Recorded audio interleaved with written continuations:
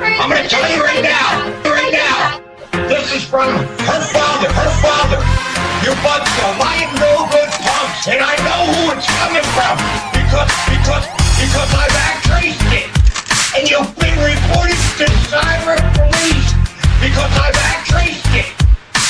Consequences will never be the same because I've traced it, and you've been reported to cyber police because I've traced it. You'll be arrested. End of conversation. Well, guess what? My daughter's not lying, and I'm not gonna put up with any of you people's crap. If you ain't got something nice to say about my daughter, then keep your mouth shut. Keep your mouth shut. And any more of your comments and put it on there will be caught and will be bound. You will have to deal with the police, cause you done goofed. Cause you done goofed. Because I've traced it, and you've been reported to the cyber police because I've traced it. Consequences will never be the same because I've traced it, and you've been reported to the cyber police because I've traced it. You'll be arrested. End of conversation.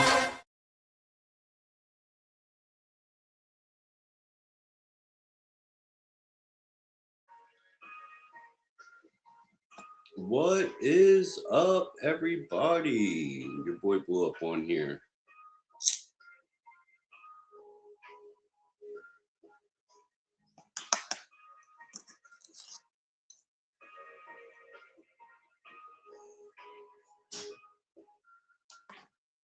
Over the next few months, patients began to dictate living and sprinkle with words like thee and them. Well, the language of patients' words was one of the many baffling things in this case. It purely was an amalgamation of words from many different times in English history, and patients would often ask, "Snowstorm's coming." Language, and her answer, in effect, was, "I do this because if I spoke in a simpler way, you would assume it was Mrs. Curran speaking, and it's not Mrs. Curran speaking; it's Patience Worth speaking." And Patience was speaking volumes. By 1950, when Pearl's husband John assumed the job of transcribing the sessions, Patience was dictating for hours on end, producing from 500 to 3,000 words at a sitting. Friends and curiosity seekers flocked to St. Louis to witness the astounding creation of poems, plays, and novels. One of those who came to see the spectacle for himself was William M. Reedy, publisher of the respected literary. What up, four viewers? How's everyone doing tonight? The storm is arriving tonight.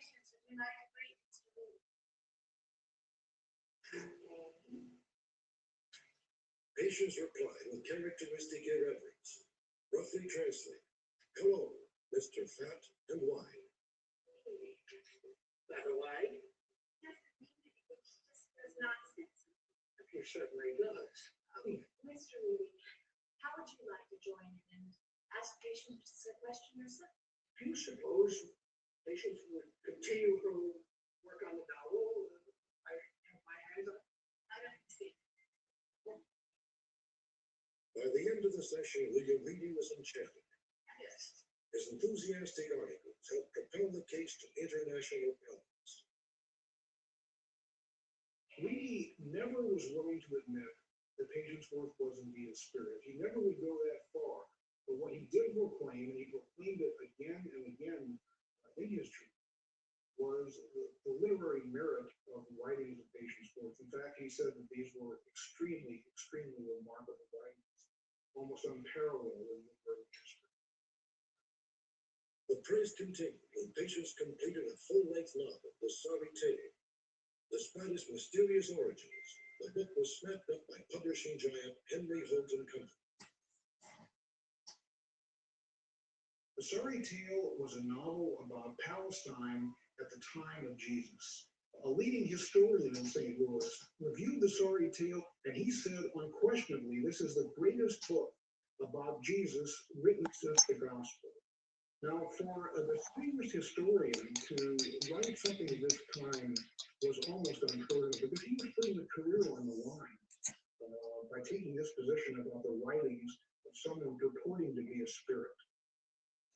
Patience Worth was a spirit from the 16th century as far as Pearl Purin is concerned. She Stoker Hunt, author of Ouija, the most dangerous game. probably the best documented case of Ouija work in the Western world. She produced masterpiece after masterpiece. Her poetry was published in very sophisticated books, magazines of poetry. Indeed, the New York Times gave the sorry tale a rousing review, saying it was simply with work, the precision and the accuracy of a master hand. However, the acclaim was not universal. Some skeptics accused Pearl Curran of fraud. They charged that she would memorize stories all day, then at the sessions, pass off the information. Lady Mistress. Farts. The investigators, and there were a number of them who really looked into the case very carefully, found What's up, Lady Mistress? stories. Everybody agreed that Pearl Curran lived the average, typical life of a housewife during the day. She would clean her house. She would go grocery shopping. She was not poring over books all day. A different theory was advanced by the scientific community. Perhaps Patience Worth and her writings were creations of Pearl Curran's subconscious mind. Pearl Curran came from working class parents. Her father was a railroad man. She quit school at the age of 13, and apparently neither before nor after that ever evinced any particular interest in reading or literature or anything of that kind. All of a sudden, this provincial St. Louis housewife had a separate personality that was capable of writing works that the New York Times labeled the works of a genius. I just don't see how science can so readily explain this phenomenon away. The books and poems, incredible as they seem, were overshadowed by yet another facet of this astonishing case.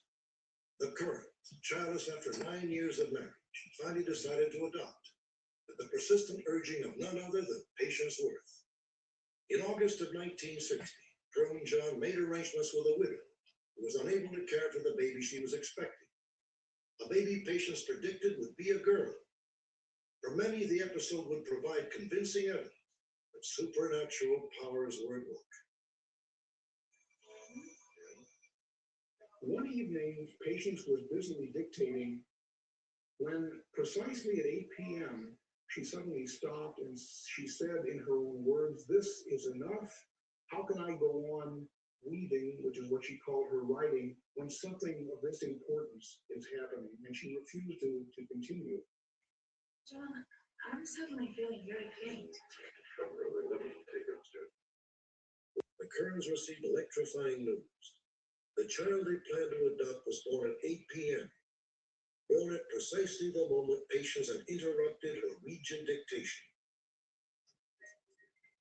Just as Patience had foretold, the infant turned out to be a girl. It was the first of several uncanny coincidences. They further found, after visiting the child, that the baby had red hair. What up, 4 viewers? How's everyone doing? That Patience Worth often claimed for herself. They also found out that the mother of the child had ancestry that was English-Scotch, and this was the very same ancestry that Patience Worth had claimed for herself. We're going to call her Patience. Patience Worth Curran. For most spirits, this would have been accomplishment enough. However, Patience Worth continued to dictate through the Ouija board, and a second novel entitled Hope Trooper hit the stores in 1918.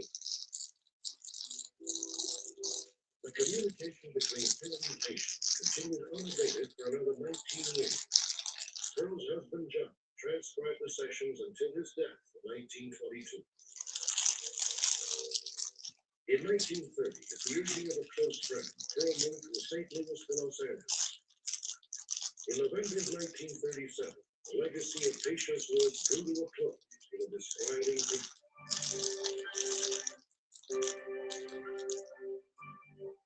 Let's do this. Wanna sell those wings, wanna get enough for you fast now. Only be a little too fast. You wanna take a minute, my guy? Oh, like a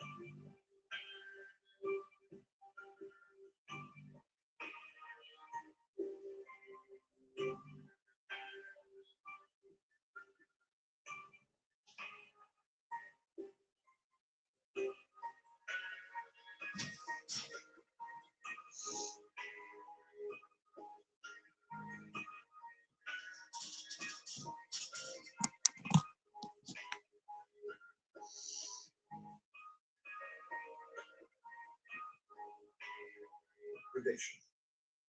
Patients have shown me the end of the road. So it's time for you to carry on as best you can. I'm getting tired. I think I'm going to What's up, 3 viewers? Lady Mistress, if you're still watching, what's up? Within another week, she was dead. The voice of patience had been still. Over the course of 20 years, Patience Worth repeated some 4 million words. Her poetry appeared in the Sunday Journal. Novels passed with critical acclaim. But was Patience Worth really a ghost who communicated through Pearl Curran? Perhaps the best answer came from Patience herself. After relentless questioning by a skeptic, Patience shot back a challenge, essentially. If you're so sure this is a trick, Yo, Lady Mistress, join the panel. next, join the hunt for a master counterfeiter who printed up millions in bogus bills.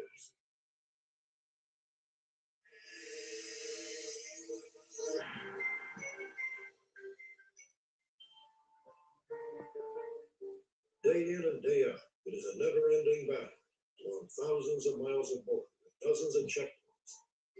Customs agents face long hours trying to choke off the stream of drugs flooding the United States from Mexico. But every now and then, officials get a break. In January of 1995, an alert shipping clerk in the port out of Brownsville, Texas, tipped off authorities to suspected narcotics activity. Investigators jumped on the lead.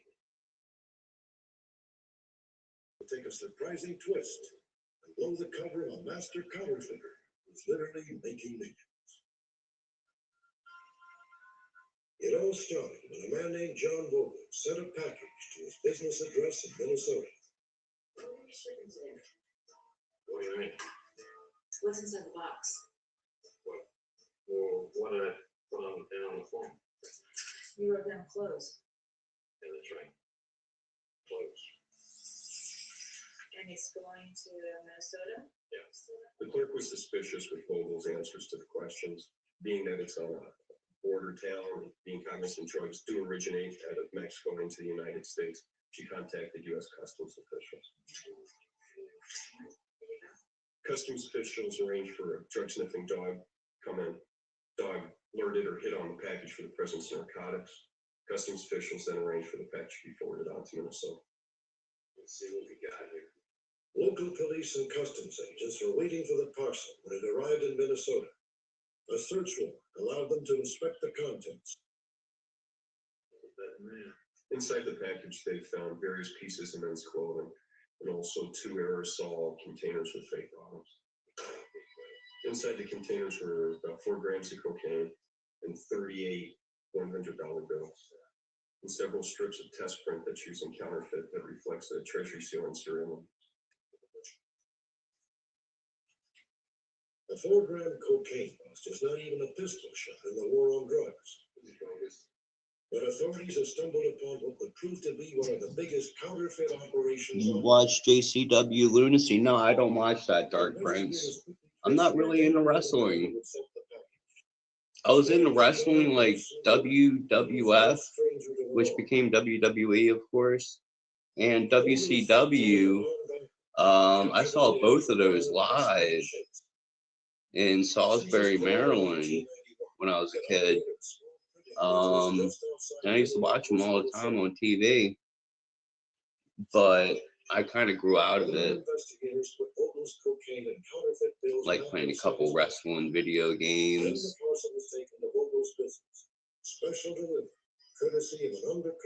You should check it out for real. It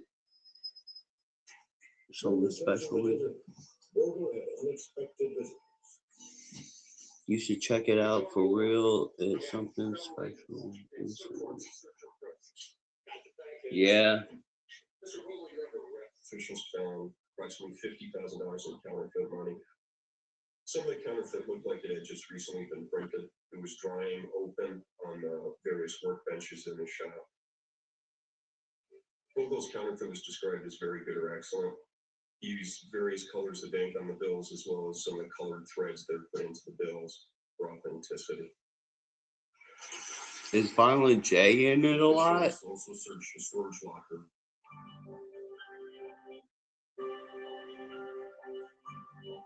Thanks for calling Discover. Hi, I just received a Discover card that says cashback. What's cashback? Buy what you need, earn a little extra back. Even on baseball bat? You betcha. How about a flaming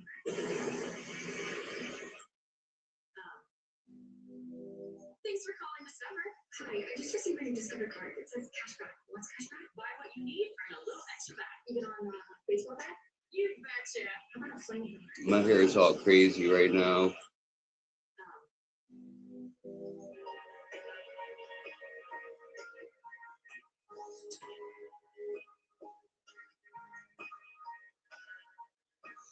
It's got an old school vibe, really good characters. Yeah.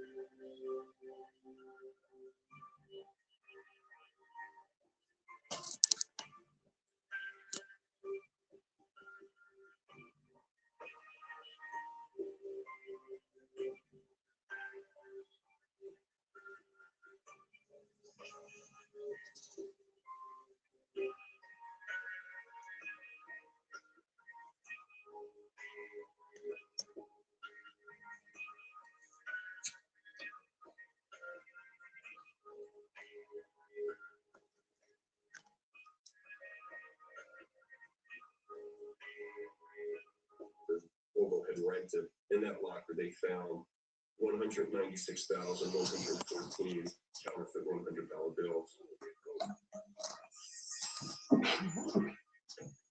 John Vogel was indeed a self-made millionaire.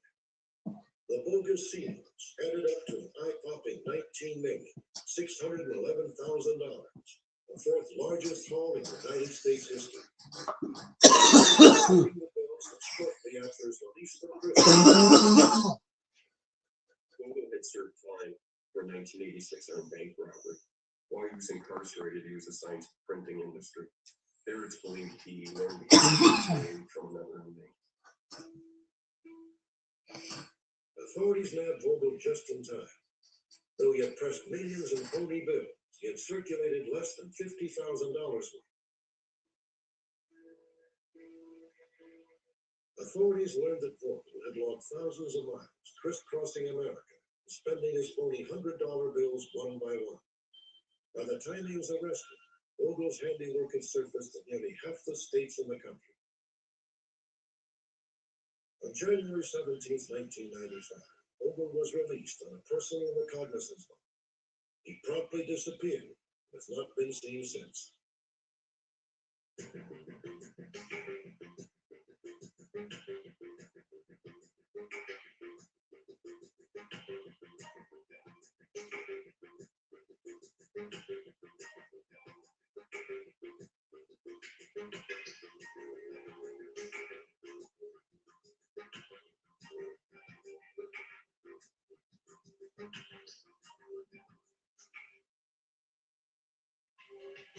Next, the strange case of Justin Bergling.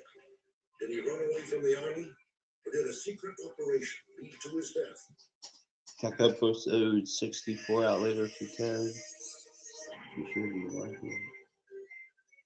I'll think about it. Justin Bergling, specialist, United States Army. What was I supposed to look up? Someone told me to look up The Hobbit movie, The Hobbit trilogy. Inexplicably disappeared. Yeah, I know it's on YouTube, Dark Prince. 3 months later, Lunacy on Psychopathic Records YouTube channel. in the parking lot of a remote Northern California motel. The discovery proved to be one more indecipherable clue, one more dead end that left Justin's family anxious and waiting and wondering. And I don't know if he ran away from the army. I don't know if he. I mean, I get don't know if he was alerts injured, and updates something. about it, but I never watch an episode. I'm like, oh, that's that wrestling shit? Nah, I'm good. I don't watch wrestling anymore. By all accounts, simply not the type to suddenly go in. However, on several occasions, Justin himself hinted at a secret life of undercover operations. At the time, it seemed as if he was staging cloak and dagger theatrics to impress his friends. You ready for the snow? Yeah. Leave the key to his disappearance. I'm not looking forward to shoveling snow. When he enlisted, Justin Bergwinkle set his sights on an elite combat unit known as the Rangers. He scored high on Army tests and began language training in Korea. However, within 6 months, Justin was yanked from the prestigious program after he was implicated in the shoplifting incident. Ultimately, Justin was transferred to Fort Ord near Monterey, California. That's what I said. I don't want to watch wrestling, but it was good. Oh, really? He wanted to go in and be a ranger, and of course, part of being a ranger is going through the language school.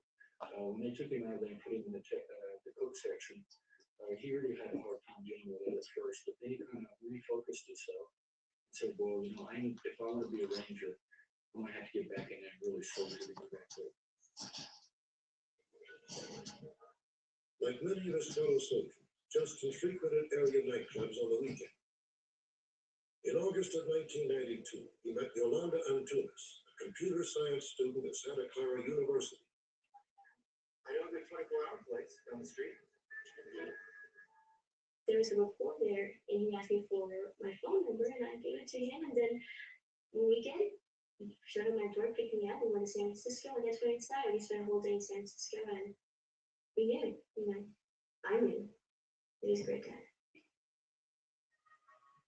Yolanda lived here in Santa Clara, south of San Francisco.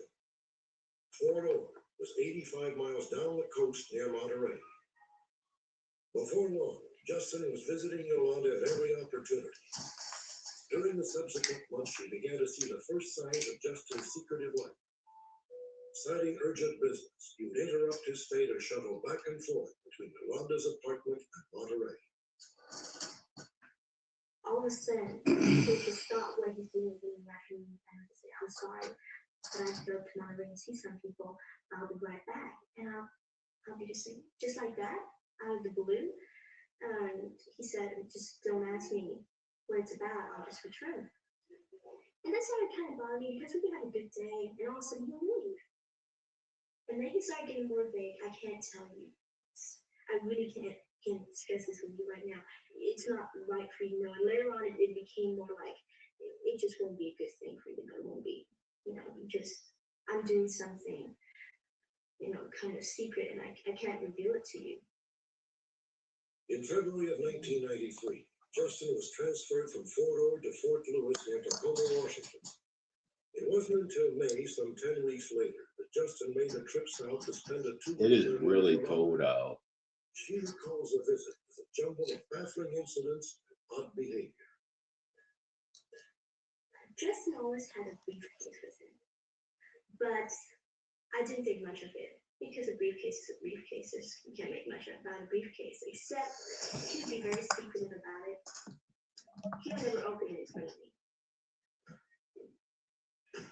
You stay turned around? Don't you want me to leave the room? Please stay turned around.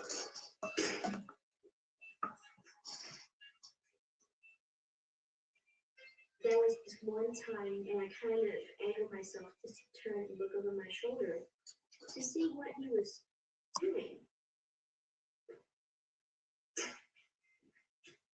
All he's doing with that briefcase is taking pieces of paper out and shredding them with his hands, just tearing them into little tiny pieces. I mean, to little squares this small. Whatever Justin was involved in seemed to be veering out of control.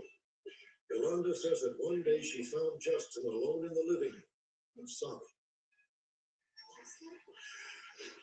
Oh. Vaughn! Why didn't you text me yet, Vaughn? You got my number. Why you ain't call me? It happened on a night when Justin was out with friends. Justin, no, it's not. It's 17 degrees there? Damn. It feels like that out here. I'm not sure exactly what it is, though. What? Emissions off. 11 degrees there, and the snow is coming. Justin came Yeah, back snow should be here tonight into tomorrow. and he would Then it's going to turn to ice.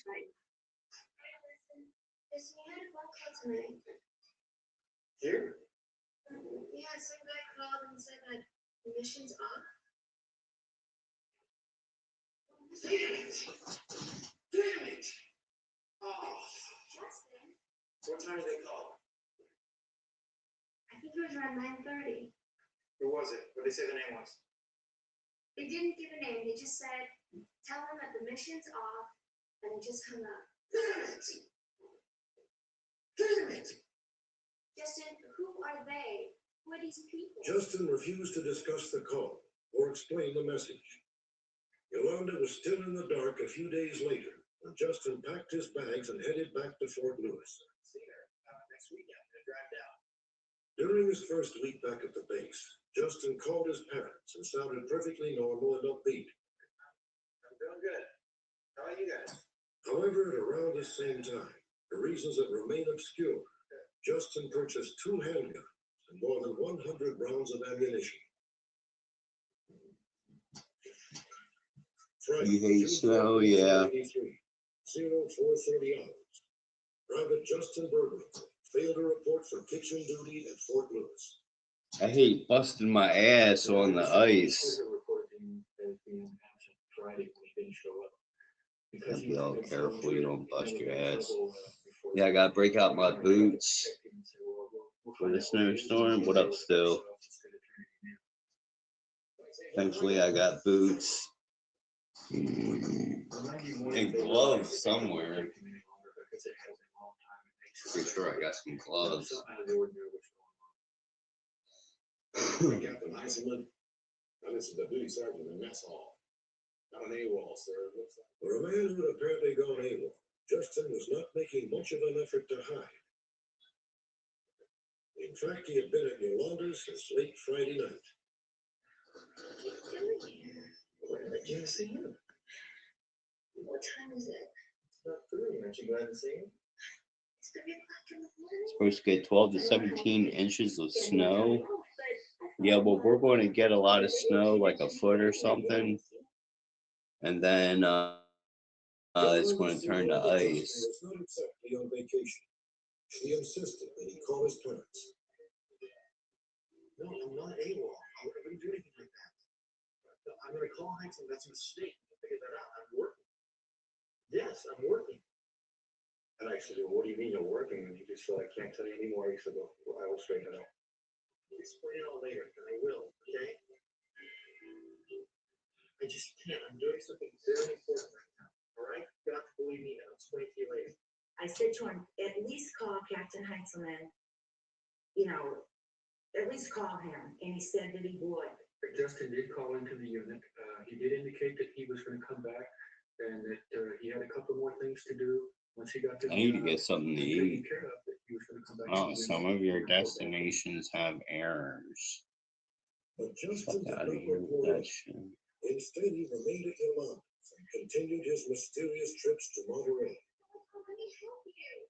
There's nothing you can do to help me. Okay? Don't make me do this right now. No, I have to go. Okay? Justin, All right, all right, all what right. are you getting yourself into? There's a movie, White Sands. Watch that. Blue, why you look like you played with the light socket? In a Yeah, my conversation with hair Justin is getting long. I need a haircut. I want to keep the hair on top of my head, but I need to get it buzzed from like around like here, around up and under, in the back of my neck and shit. It's about gun running, the FBI and the CIA. Your hair be all This over the one's place. against this one, and you don't know who the good guy is, and you don't know who the bad guy is, and, you know, then I thought, are you working for CIA? You know, it was all too confusing, but that's the only clue, if anything, that he's ever given me about it. See you later. Saturday, June 12th. Justin left Yolanda's apartment at around 10 a.m., once again headed for Monterey. But this time, Justin Bergwinkle would not come back. I need to go out for a smoke. Next couple of months, I was on the phone with the army, my senators. So I'm gonna bundle up anyone I and we're could gonna get go to out for a call smoke. To try to get the army to do something. I couldn't get anybody to help me. The police wouldn't go to the girlfriend's house. I mean, nobody would do anything. Nobody ever looked for him, ever. The windswept outskirts of Monterey yielded one final clue in this puzzling case.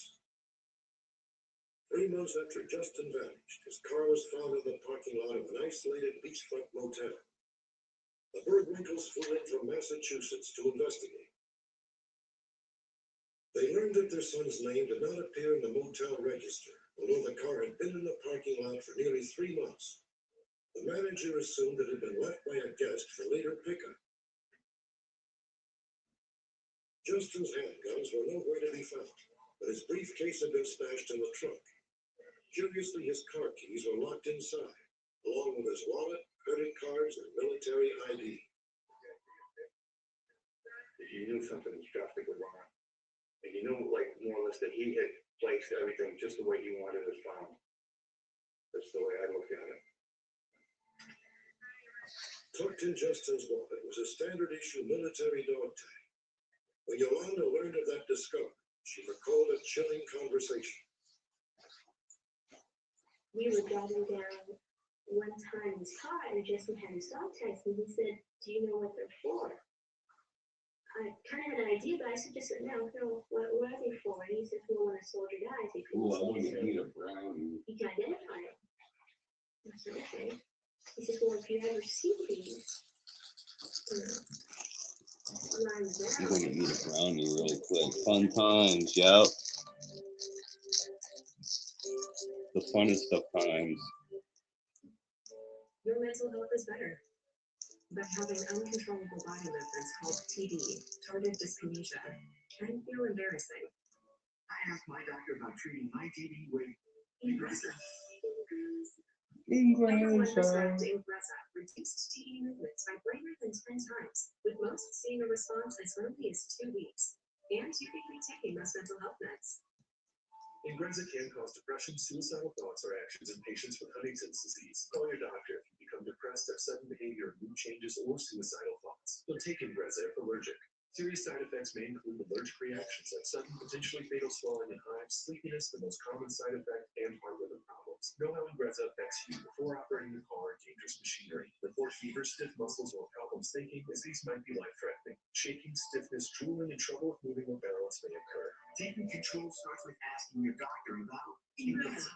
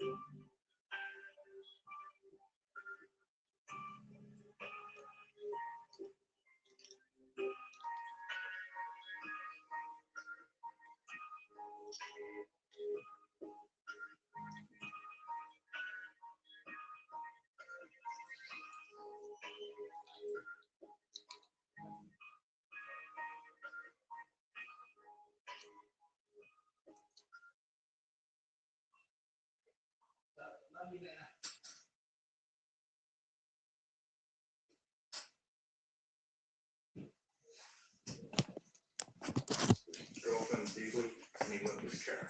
And the next day he just threw everything away. I just can't believe anybody could do that. So any place or anything. Justin was not the type of person who could pay well. Very reliable, dependable, you could always count on him to get the job. So him going anywhere surprised everybody that I knew. It just didn't happen with you. He's still alive. I don't like to think he's dead, but if he was, I wish I could find out, and then I could at least bury him and put it to rest. Because the not knowing, that's about the worst thing that I can imagine.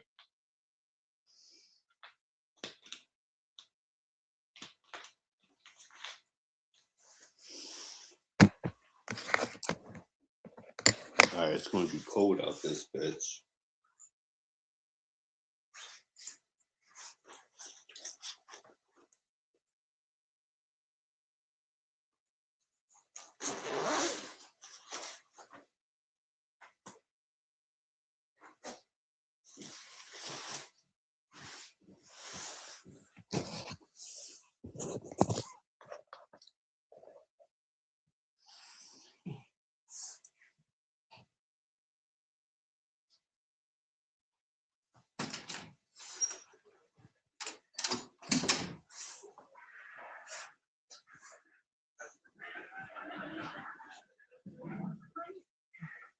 I wonder what time the snare's supposed to start.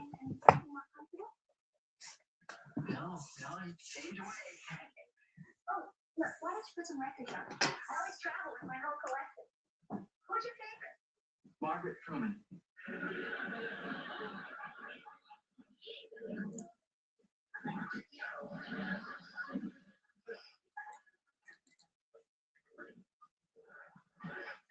be right out.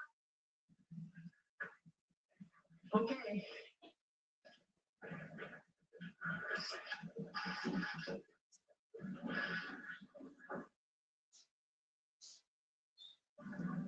Quicksilver Scientific.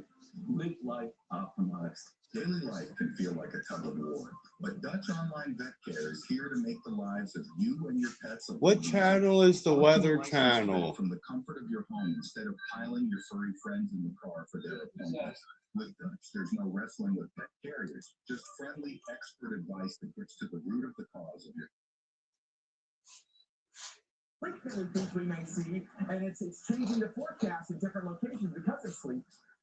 They call for 4 to 6 inches for us. They changed it up. 4 to 6 inches now? Yeah. And then it's going to turn to ice. Yeah, you can't go by the Weather Channel. They just give a rough estimate. You gotta go by local. Yeah.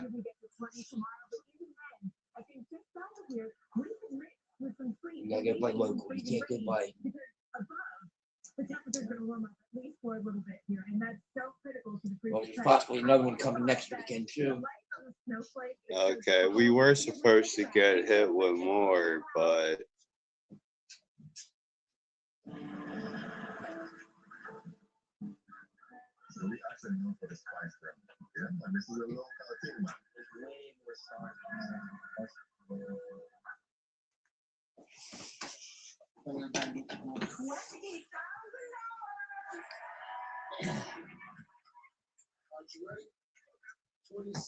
still have to do some shoveling, huh? Yep.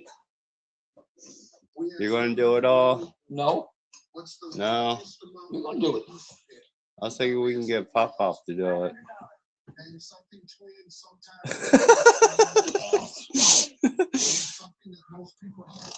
These days, shoveling snow are over.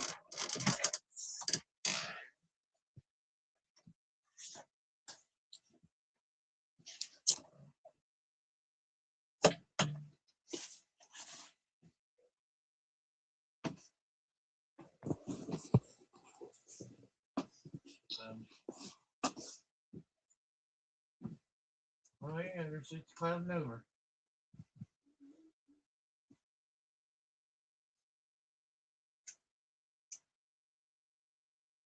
Do you know what temperature it is? How cold it's supposed to get tonight? Well, we haven't seen nothing yet. It's supposed to get a lot colder. It was really cold today. It's gonna be worse coming next week. Well, yeah, we got this little snowstorm coming, and Well, this then it's morning- going to be this- cold. This morning when I got home, it's 14 degrees. Damn. But now the cold's supposed to stick around for a while, right? All next week. Well, we're in our coldest period now. Really? Mid-January to mid-February, it's Delaware's coldest. It's out the end of February, it'll start warming up.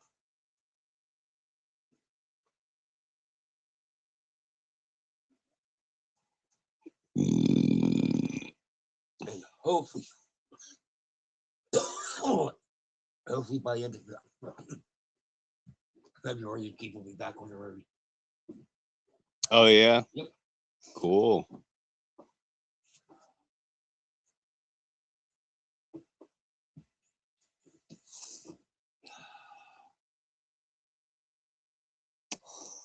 I wish I had some thermal everything.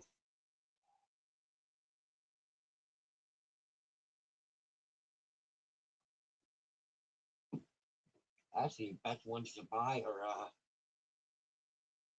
fishnet thermals. Yeah. Because the net, like the netting holds the air better. with warm air. Mm-hmm.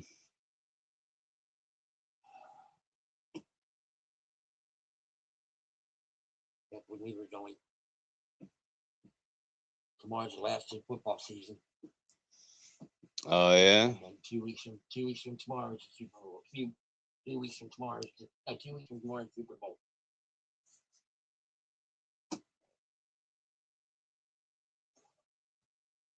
It fucking flew by, man. 18 weeks. 18 weeks that fucking fast.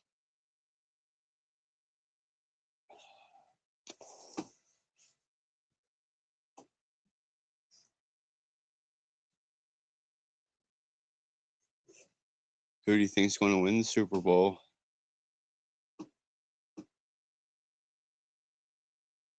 I'm predicting Seattle and New England for the Super Bowl. Yeah. And I think Seattle. If they play the way they played the 49ers. But New England's got a hell of a team. It sucks that we're not there, but Well, we just won, was it last year? We won the Super Bowl? yeah, You know? they were predicting they're going to be there this year again, but Yeah, we were doing pretty good, all but of the season. Then we started fucking up. Thanks to AJ Brown. Well, he fucked it up. She caused all kinds of skips in the locker room. He had the team divided. Really? Yeah. And our offensive coordinator did loud. Our coaches, we need a good offensive coordinator. I hope they get Nick Foles. Yeah.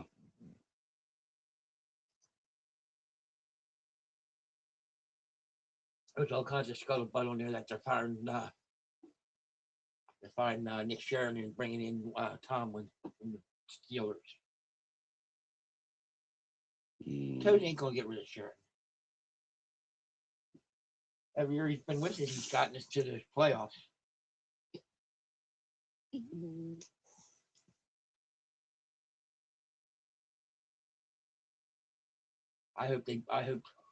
I saw proposed pitch for the new stadium. Oh my God.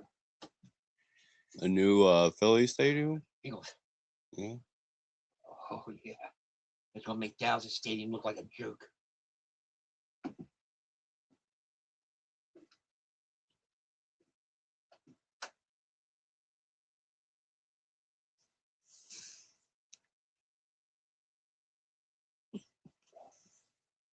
That's cool.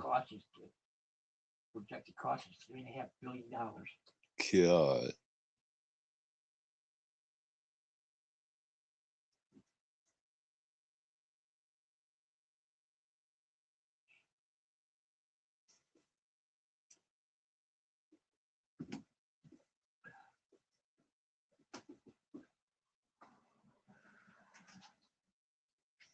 If it's the icy they're saying it's going to get, I ain't going to be going to work Monday. Monday night. Right. I'm going to take a chance. Not working. Yeah.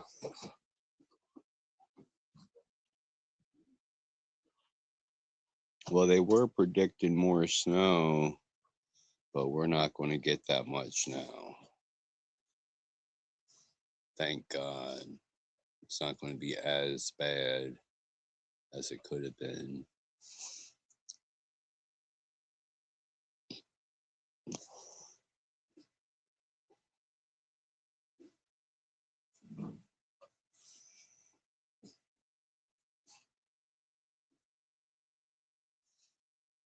All right, y'all, I'm going to put out this cigar halfway and go and get something to eat and take a shower. Let my phone charge up a little bit for the next show. So shout outs to the 4 people watching. Stu, if you're still watching. I don't know if Bon's watching. He's probably on LB's panel right now. Shout outs to Lady Mistress.